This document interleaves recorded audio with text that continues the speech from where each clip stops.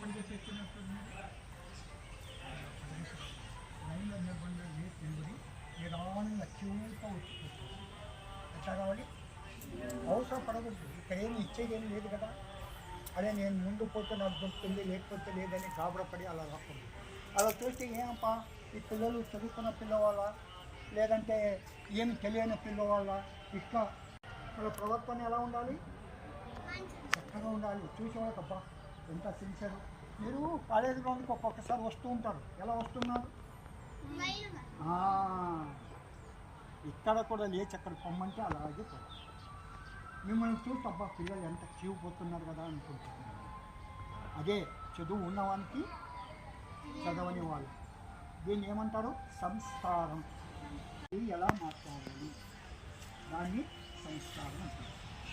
చదువు నువ్వు నేర్చుకుని జ్ఞానం ఇంకొద్దిగా 1వ తరగతి ఏబీసీలు తర్వాత ఇంకోటి నేర్చుకుని చదువు వచ్చి నువ్వు రోజు జీవించడానికి పనికొస్తుంది.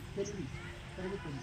బస్ స్టాండ్కి పోతే ఎలా పోవాలి, అక్కడ ఎలా ప్రవర్తించాలి, రోడ్లో పోతే ఎలా నడపాలి, ఇవన్నీ కొన్ని ఈ బిహేవియర్ అన్నీ మీరు చదువుకున్నవాళ్ళు.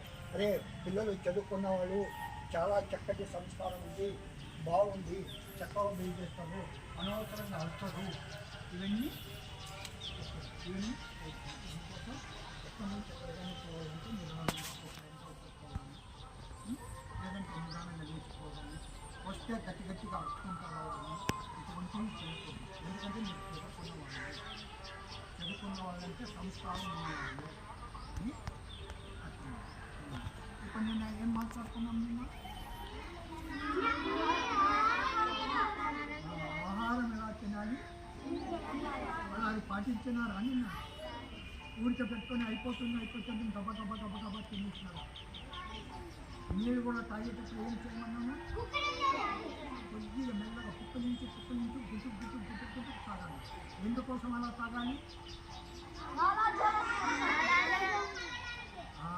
నోటిలో లాలాజలం వస్తుంది. అది బాగా నమ్మలడం వల్ల కొంచెం ఇష్టం.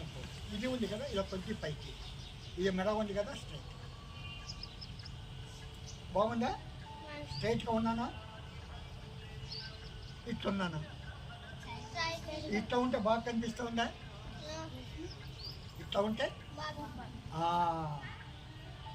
స్ట్రైట్గా ఉండాలి. కూర్చున్నప్పుడు వెన్నపూస స్ట్రైట్గా పెట్టాలి.